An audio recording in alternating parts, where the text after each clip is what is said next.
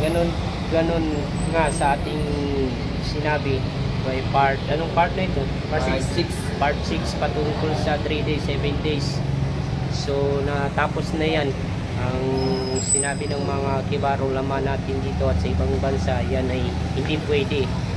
So ang mas mainam ay yun, magpanalangin ng taong napatayan yung namatay. Kung yung ba'y kapatid niya, nanay niya, asawa niya o anak niya, mas mainam na iduan niya o ipanalangin niya. So ganyan kasimple ang Islam. O hindi ko mo namatayan ka, obligado pa sa iyo ang pag 3 days, 7 days, 40 days, 1 year, 1 years. Actually, isa yan sa magandang gawain ang magpakain ka dahil nasabi sa hadith, sa banggit, isa sa mga way para umaba o madagdagan yung buhay ng tao, kailangan niyang magpakain.